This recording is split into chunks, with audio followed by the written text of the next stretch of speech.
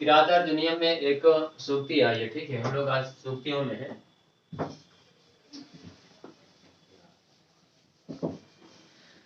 तर्क्यन्ते प्रकृतिविषयज्ञन्ते तर्कः सद्रव्यादि पदार्थः चतुर्लभम वचः। पहली हितम मनो हारि च दुर्लभम वचः। ये कहता क्या है? नहीं, ये क्या कहता है? हितम मनोहारि च दुर्लभम वचः। यदि व्यक्ति आपको प्रिय बोलने लग जाए ना जी, ठीक है, तो समझ लेना चाहिए कि अति स्नेह संकनीय। एक सूक्ति है, अति स्नेह संकनीय, अति से ज्यादा स्नेह। ये क्या कहता है? अत्यधिक स्नेह यदि आपको मिल जाए, ठीक है, यदि ऐसा लग जाए कि अचानक से आपको कोई विशेष स्नेह देने लग गया, तो वह शंका जनित होता है। आपके जीवन के साथ हो सकता है कि वह कुछ गलत भी हो सकता है, ठीक है। वह आपसे कोई प्रयोग निकालने वाला है, ठीक है। क्यों? क्योंकि ऊपर की सूक्ति क्या कहती है? हितम मनोहारि च दुर्लभम वचः। ऐसा बहुत ही कम होता है कि जो है वचः अर्थात बोलना, ठीक है, ऐसा कोई शब्द वाक्य जो आपको आपके हितकारी हो और क्या है आपको सुंदर लगे। ऐसे बहुत कम ही वाक्य होते हैं, ऐसे बहुत कम ही लोग होते हैं कि जो दोनों प्रकार की बातें कर दें। क्या? कि आपके लिए हितकारी भी हो और क्या है मनोहारी, आपको सुंदर लगे। ऐसे दुर्लभ वचन, ऐसे वाक्य बहुत ही दुर्लभता से मिलते हैं, ठीक है। इसलिए इस सूक्ति को विशेष ध्यान देना चाहिए। अति स्नेह संकनीय, ठीक है। अति स्नेह। और अब जो है हम लोग चलते हैं लोक की तरफ, ठीक है। पूजन के योग्य कौन होता है? तो यदि आप में कुछ है ना, आपको स्नेह मिलना भी चाहिए, ठीक है। तो कब मिलेगा? तो कहते हैं गुणा पूजा स्थानम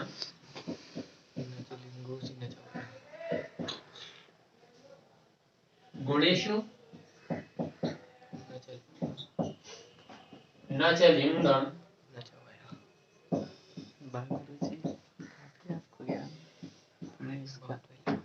ये ज्ञान प्रदान कीजिए। न च वया। ये क्या कहता है?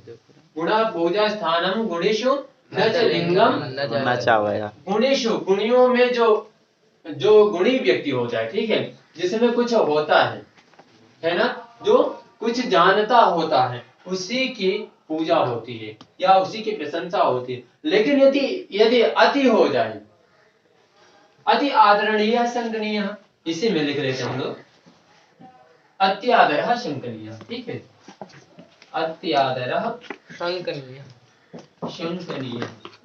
ज्यादा आदर भी शंकर। ये क्या है? अभी आप मुझे आदर देंगे, है ना, आप मुझे आदर देंगे, मैं आपसे बड़ा हूं तो आप क्या करेंगे? आदर देंगे। लेकिन यदि ये अति यदि लग जाए, आप विशेष रूप से जो मुझे यदि आदर देने लग जाए और अचानक इससे देने लग जाए, तो क्या है? मुझे यहाँ पे समझना चाहिए कि यह शंकनीय, ये विषय जरूर पैदा कर लेना चाहिए। हर व्यक्ति को जीवन में इसे उतारना चाहिए। और यदि मेरे द्वारा आपको अति स्नेह मिलने लग जाए अचानक से ही, ठीक है, क्या है, बड़े लोग स्नेह देते हैं और जो है छोटे आदर करते हैं, यही होता है ना, स्नेह परस्पर होता है, परंतु ये दोनों जो है भाव होने चाहिए। यदि आपको मैं विशेष स्नेह देने लग गया अचानक से, तो समझ लेना कि शायद जो है मेरा कोई प्रयोग हो सकता है आपसे। जैसे कि चुनाव के समय स्पष्ट है, चुनाव के समय भी हो, कभी भी, ये जीवन के लिए है, ठीक है। और जो होते हैं चुनाव के समय, आप लेटे हो गया। अब इनमें सबसे प्रतिष्ठित गुणा पूजा स्थानम गुणेषु न च लिंगम न च वयः, ठीक है। इन्होंने कहा गुणेषु, जो गुणवान व्यक्ति होते हैं उन्हीं की पूजा स्थान यानी कि गुणों की पूजा होती है, ठीक है। गुणेषु गुणा पूजा स्थान, उनमें और कुछ नहीं पूजा जाता, उनकी किसकी पूजा होती है? गुण में, गुण की पूजा होती है स्थान, ठीक है। पूजा के स्थान में क्या पूजा होगी? तो गुणों की पूजा होगी, गुणियों के गुणों की पूजा होती है। न च लिंगम न च वयः, और यह भी भेद नहीं होगा कि वह स्त्री है, पुरुष है, नपुंसक है, कौन है, यह भेद नहीं होगा। वहां पर चाहे वह स्त्री हो या पुरुष हो, कोई भी व्यक्ति हो सकता है। न च वयः, वह वृद्ध है या बालक है या युवा है, यह भी भेद नहीं होता। स्पष्ट है?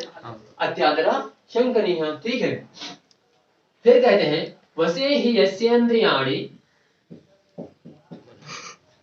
वसे ही यस्येन्द्रियाणि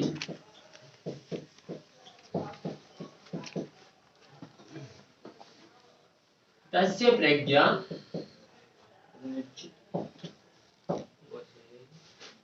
प्रतिष्ठिता।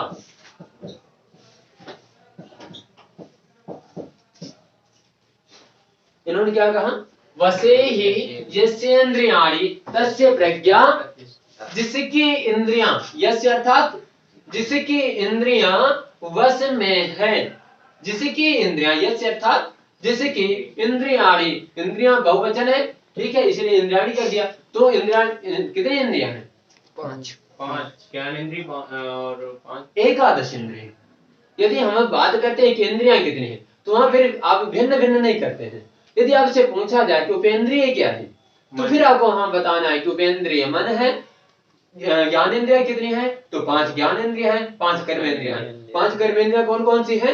हाथ, पैर, आँख, नाक, मुख, मन बुद्धि। वाक,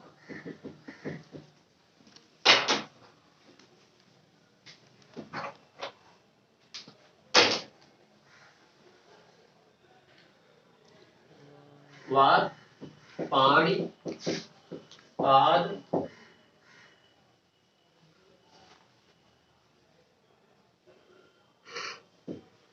उपस्थ और जननेन्द्रिय। ज्ञानेंद्रिय, कर्मेंद्रिय, वाक अर्थात वाणी, मुख, पाणी अर्थात पैर, हाथ, अच्छा वाणी, पाद, पैर, ठीक है, पैर, उपस्थ मलद्वार और जननेन्द्रिय मूत्र द्वार। स्पष्ट है? ये जो है क्या है? आपकी कर्मेंद्रियां हैं। स्पष्ट है? इसी में ये 5 कर्मेंद्रियां हैं, ठीक है। कभी भी प्रश्न भी बन सकता है ना, इनसे दूर नहीं जा सकता व्यक्ति, ठीक है।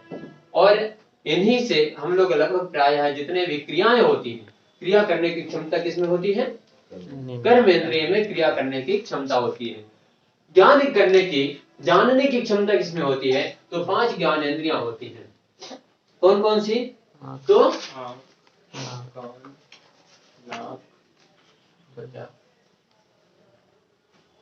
मान लेते हैं श्रोत्र, चक्षु, घ्राण, श्रोत्र, चक्षु, घ्राण, नासिका, जिह्वा, त्वचा। नासिका नहीं, श्रोत्र अर्थात कान, कर्ण। सुनने की क्षमता किसमें है? सुन करके जानने की क्षमता किसमें है? कानों में, ठीक है। चक्षु अर्थात नेत्र, नेत्रों में देख कर जानने की क्षमता है, ठीक है। घ्राण अर्थात नासिका, यह सूंघ करके, ठीक है, सूंघ करके जानने की क्षमता किसमें है? और यह क्या है? रसास्वादन लेकर के, खा करके अपने जिह्वा में रख करके रसास्वादन लेकर के जिह्वा बताती है। और त्वचा क्या है? कैसे बताती है? तो स्पर्श, स्पर्श की क्षमता, स्पर्श करके जो बता दे वह क्या है? त्वचा। ये जो शरीर है यह त्वचा में आ जाता है। ये क्या है? 5 ज्ञानेंद्रियां हैं। कौन कौन सी? श्रोत्र, चक्षु, घ्राण, जिह्वा, त्वचा। और वाग, पाणी, पाद, उपस्थ, जननेन्द्रिय, ये क्या है? कर्मेंद्रिय। और एक उपेंद्रिय होती है, ठीक है। उपेंद्रिय इसे बोलते हैं। उपेंद्रिय अर्थात क्या होता है? दोनों तरीके से यह काम करती है, ठीक है। या उप इंद्रिय, जैसे उपराष्ट्रपति, ठीक है, उससे छोटा पद हो जाता है। वैसे पद तो इसका बहुत बड़ा है दोनों में, क्योंकि ये चल जाता है, ठीक है, लेकिन इसको उपेंद्रिय के नाम से जाना जाता है, ठीक है। तो उपेंद्रिय क्या है? ये मन हो गई, ठीक है। तो इसीलिए यहाँ पे कहा वसे ही यस्येन्द्रियाणि तस्य प्रज्ञा प्रतिष्ठिता। कौन प्रतिष्ठित होता है? तो कहता है इन 11 इंद्रियों को जो संयमित रख लेता है, अपने वश में रख लेता है, तस्य, वही जो है उसकी बुद्धि या जो है वह व्यक्ति प्रज्ञा प्रतिष्ठिता, उसकी कीर्ति बढ़ती है, ठीक है। क्यों? क्योंकि कहा कीर्ति यस्य जीवति, जिसकी कीर्ति होती है वही इस जिंदगी में जीने के योग्य होता है। कीर्ति यस्य जीवति, जीने का अधिकार किसका है? या जी करके जो कीर्ति को बढ़ाए, ठीक है, वही जो है वास्तव में जिया है, जिंदगी को जिया है। अन्यथा क्या है? पशु भी समान है, ठीक है। और कौन नहीं जो है ये कीर्ति कमा पाता? कीर्ति किसकी नहीं होती? तो विद्या विहीना पशु भी समान। विद्या विहीना पशु भी समान। स्पष्ट है? इसलिए क्या है? विद्या आवश्यक ही है, विद्या आवश्यक ही है। अब यह मायने नहीं रखता कि विद्या कैसी है। विद्या यदि आपके पास है तो कोई भी विद्या कहीं भी आपको प्रयोग में आ सकती है। अब यदि मैं जो है शास्त्र को पढ़ा हूं, तो मुझे शस्त्र की कोई आवश्यकता नहीं है, और हम तो पहुंच गए कहीं जाए, ठीक है, और वहां पे शस्त्र की ही आवश्यकता है। या शस्त्र चलाने वाला कहते मुझे शास्त्र की आवश्यकता ही नहीं, तो उसको पता ही नहीं कि शस्त्र कहां पे प्रयोग करना चाहिए। अभी ये जो है थोड़ी से अपवाद कह सकते हैं कि विद्या वाला व्यक्ति तो हर जगह पे निपुण हो जाता है, ऐसा नहीं है ना। अब पता चले आपको कहीं जो है फंस ही गए, ठीक है, अब आपके पास धन ही नहीं है, ठीक है, और कहीं आप चलते मार्ग में फंस गए, तो क्या होगा? वहां विद्या का क्या प्रयोग करेंगे? है ना। जैसे कहते हैं कि मेरे पास हजारों करोड़ रुपए है, मैं किसी वन में भटक गया, वहां क्या करोगे आप साहब? वो धन खा लेंगे, वहां तो जो खाने की वस्तु है वही खाएंगे आप, है ना। तो यदि नहीं है तो इसलिए क्या है? उसकी भी आवश्यकता है। विद्या विहीना पशु भी समाना। विद्या से विहीन व्यक्ति कैसा होता है? पशु के समान। पशु के समान होता है, ठीक है। और इसी में कहते हैं विद्या धनम सर्वधनम प्रधान, धनम सर्व धनम प्रधान, धनम प्रधानम, ठीक है। विद्या धन सर्व धनों में प्रधान है, ऐसा नहीं। लेकिन विद्या को यदि आपने छोड़ा तो यह क्या है? आपकी भ्रांतियां हो सकती हैं, गलत हो सकता है। और इसको इदम मनोहारित दुर्लभम वचः, इसको विशेष याद रखना चाहिए, ठीक है, कि क्या है? कहीं ऐसा तो नहीं कि आपको कोई बहका रहा है, कहीं अत्यादर संकनीय, अतिस्नेह संकनीय। क्यों? क्योंकि यदि स्नेह और आदर आपको जब लगातार मिले, कोई वाक्य हितकारी भी हो और आपको प्रिय लगे, क्यों? क्योंकि कहा गया है कि सत्यम ब्रूयात प्रियम ब्रूयात न ब्रूयात सत्यम अप्रियम, ठीक है। बोलिए, ऐसा बोलिए कि दूसरे को मन का आपा खोए और इनको शीतल करे, आप शीतल हो जाए। तो इन्होंने कहा कि यदि ऐसी बात आ गई तो क्या यह तो संभव लगती नहीं। आप हृदय ही शीतल कर सकते हैं, परंतु होगा क्या? है ना, उसके हितकारी नहीं होगा, तो यह गलत भी कभी कभी परिणाम दे जाते हैं। दुर्लभम कहा है ना, दुर्लभ होता है, ऐसा नहीं कि मिलता ही नहीं, ठीक है। इसके बाद चलते हैं हम लोग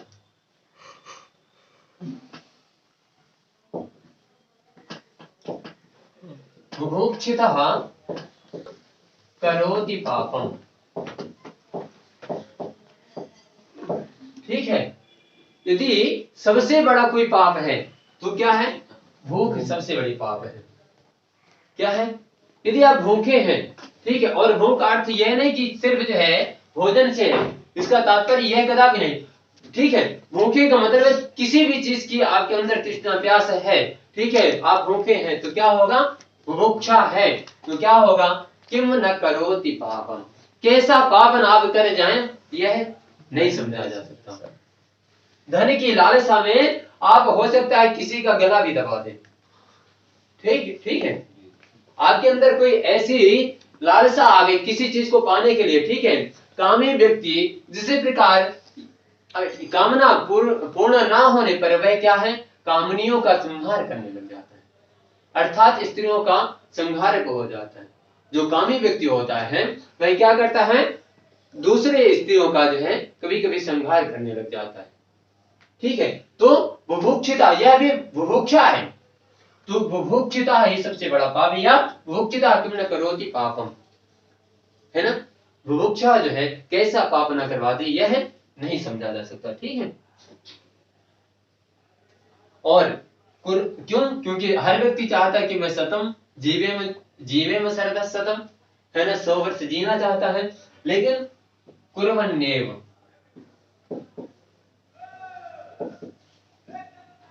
कुर्वन्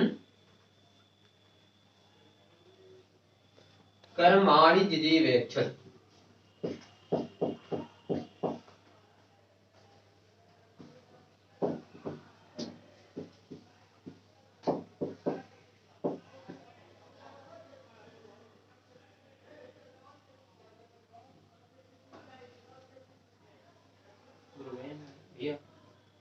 सतम समाह,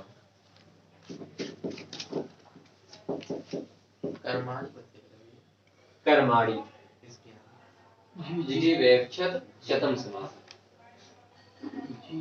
जिजीवेक्षत शतम समाह। और क्या है, व्यक्ति को कैसे जीना तो चाहिए, शतम समाह जिजीवेक्षत। ठीक है, 100 वर्ष जीना चाहिए, लेकिन कैसे? तो कहते हैं कर्म करते रहिए, है ना, कर्म करते ही 100 वर्ष आप जीने के अधिकारी हैं। यदि आप कर्म विहीन हो जा रहे हैं तो फिर समझ लेना चाहिए कि खत्म है। वह व्यक्ति जीते हुए भी मर जाता है जो कर्म नहीं करता है। क्यों? क्योंकि कहा गया है योगः कर्मसु कौशलम। कौशलम। योग क्या है? क्यों आया ना, योग ज्ञान, सांख्य ज्ञान। ठीक है, तो इन्होंने कहा कि कर्मसु कौशलम, आपकी कुशलता क्या है? योग क्या है? तो कहते हैं कर्म में जो कुशल है, कर्म करने की जो क्षमता है, उसी को 100 वर्ष जीना चाहिए, और उसी को योग कहते हैं। क्या है? जो कर्म करता है, कर्म में कुशल हो, कर्म करने में कुशल हो, ठीक है, आलसी ना हो, ठीक है, वही क्या है? योग है। स्पष्ट है? उदार चरिता नाम, यह सूक्ति वैसी काफी प्रचलित है। उदार चरितानां वसुधैव कुटुम्बकम्।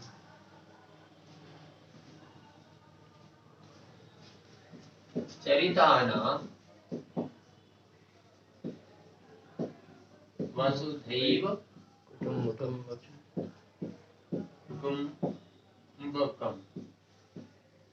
उदार चरितानां वसुधैव कुटुम्बकम्। ये वसुधा जो पृथ्वी है ना, जो है, यह कैसी है?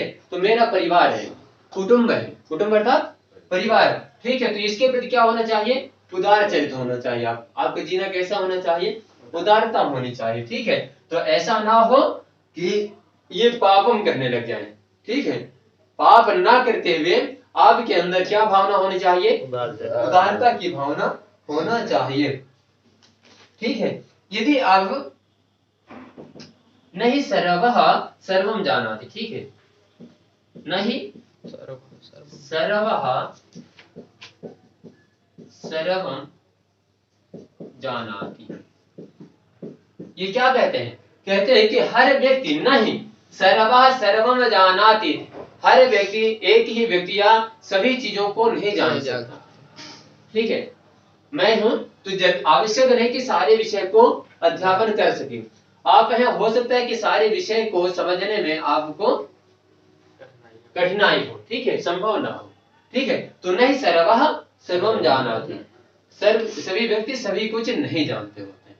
ठीक है, कोई भी व्यक्ति हो वह सब कुछ नहीं जानता होता है। ठीक है, और यदि सब कुछ नहीं जानते, कभी ऐसी आवश्यकता लग जाए तो फिर क्या करेंगे? तो कहते हैं गता सून गता सूंश्च, गता सून गता सूंश्च नानुशोचन्ति पंडिताः।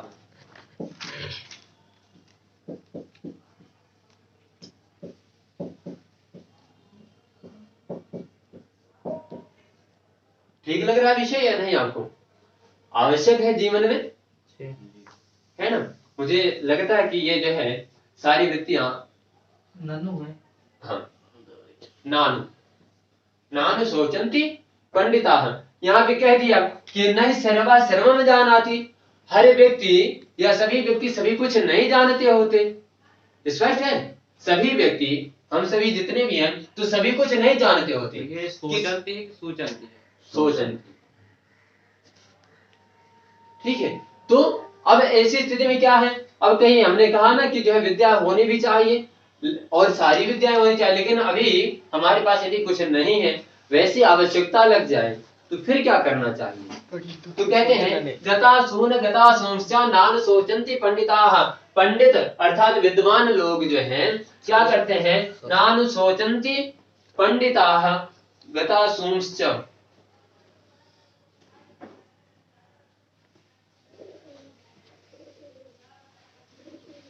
गता सोमश्चा अर्थात वह अपने मन की गता सोमश्चा नान सोचंती पंडिता। यदि आवश्यकता पड़ जाए गता सोन, ठीक है, आवश्यकता पड़ जाए तो फिर क्या करते हैं पंडित लोग, विद्वान लोग कहते हैं गता सोमश्चा, अपनी आत्मा की सुनते हैं। आत्मा से जो निकल जाए कि यह सही है, यही प्रमाण है, ठीक है। यदि कभी कालक्रम के अनुसार यदि आप कहीं समस्या में फंस जाते हैं, आपको वह विषय ज्ञात नहीं है, परीक्षा में ही हम बैठ गए और केवाईसी के भी वही मार्कशीट जो आती है तो उसमें यदि कभी भी ऐसे जगह पे यदि हम लोग फंस जाते हैं तो क्या होगा, वहां पर आपको जो आपका हृदय कह जाए, ठीक है, अब आपको सही उत्तर नहीं पता है तो फिर क्या करेंगे, जो आपका हृदय कह दे, प्रमाणित कर दे कि नहीं यही होगा, उसको समझना जरूर चाहिए विशेष तरीके से। यदि आपको वह विषय नहीं आ रहा, समझने की कोशिश करिए, और यदि आपने समझने की उसमें समय दे दिया है तो निश्चित तौर पर आपको आता हुआ प्रश्न गलत हो सकता है, लेकिन समझा हुआ प्रश्न गलत नहीं होता है। आत्मा जो प्रमाणित कर देगी वही साक्षात्कार होगा, वही निश्चित होगा। आपने याद किया है, ठीक है, यह सब वृत्तियां याद कर ली है, ठीक है, और प्रश्न बन जाए कि यह कहां पर है, आपने ज्ञात भी कर लिया है, लेकिन हो सकता है ये आपको एक बार गलत हो जाए, विस्मृत हो जाए। लेकिन आपने यदि कोई विषय आपको नहीं आया और आपने उस पर ध्यान दे दिया है, ठीक है, थोड़ी से समय लगाया है और आपने यदि आत्मा प्रमाणित कर दी कि नहीं यही होगा तो 100% वही जाएगा, और आपने देखा भी होगा प्रयोग करके, है ना। और यदि ऐसा सब कुछ हो ही गया तो फिर क्या होता है, यस्य नास्ति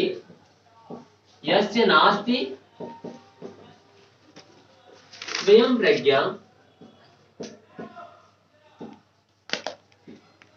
यस्य नास्ति स्वयं प्रज्ञा शास्त्रम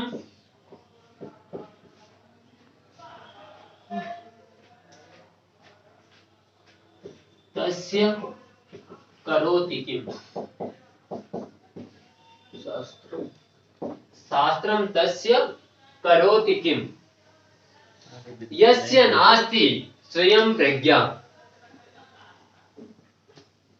स्पष्ट है, इन्होंने क्या कहा, यस्य नास्ति स्वयं प्रज्ञा, यस्य अर्थात जिसके नहीं है स्वयं की बुद्धि, यस्य नास्ति जिसके नहीं है स्वयं प्रज्ञा, स्वयं की बुद्धि, तस्य उसका शास्त्रम किम करोति या करोति किम, शास्त्र क्या करेगा। आप लाभ जो है अध्ययन करनी, आपने चारों वेदों को, षड शास्त्रों को, अष्टादश पुराणों को कंठस्थ ही कर लिया है, लेकिन क्या है यदि आपके पास यह प्रज्ञा नहीं है, और किसकी प्रज्ञा, यदि आपको गुरु के द्वारा, राजा के द्वारा प्रदत्त यदि आपको राज्य मिले जाए, गुरु के द्वारा जो ज्ञान मिला है, ठीक है, तो ठीक है, गुरु के द्वारा ही ज्ञान होगा आपको, यह संभव है। लेकिन यदि आपके पास स्वयं की प्रज्ञा नहीं है, दैवाद आगतः गर्दभाषा, तर्क भाषा में आया है, यदि कभी संयोग से, देव संयोग से यदि गर्दभ आ भी जाए तो वह क्या होता है, पट का कारण नहीं बन पाता, कपड़े का जनक नहीं बन पाता। क्यों? क्योंकि गधे में नियति नहीं है कि वह वस्त्र को बना सके, ठीक है, वस्त्र निर्माण की नियति गर्दभ में नहीं है, वही चीज यहाँ पे लागू हो जाती है। इसीलिए कहते हैं तर्क भाषा क्यों आवश्यक है ना। जिसी प्रकार गर्दभ जो है तंतु का या वस्त्र का पट का निर्माण नहीं कर सकता, वैसे शास्त्र में तस्य करोति किम, जिसके पास स्वयं की बुद्धि ना हो वह चाहे जितना स्मरण कर ले, चाहे जो भी पढ़ ले। और तर्क भाषा क्या करता है, तर्क करता है ना, तो तर्क का अर्थ क्या बताया गया था, जानने व समझने का यत्न करना। तो जानने और समझने का ये यत्न कौन करवाता है, स्वयं की बुद्धि होगी तब तो जानेंगे समझेंगे, ठीक है। और यदि आपको देवताओं के दैववश ऐसा कोई संयोग बन गया या देवताओं के द्वारा ही आपको ज्ञान मिल गया है, तो वह ज्ञान भी निरर्थक हो जाएगा। शास्त्र में तस्य करोति किम, शास्त्र भी उसका कुछ नहीं करता। यस्य नास्ति स्वयं प्रज्ञा, खुद की बुद्धि नहीं है तो सब कुछ नहीं। स्पष्ट है। इसलिए तर्क को पढ़ना चाहिए, क्यों, क्योंकि वह जानने और समझाने की क्षमता है उसमें। भाषा का अर्थ सीधा सा है कि अपने विचारों को व्यक्त करना, ठीक है। फिर पूर्ण विराम।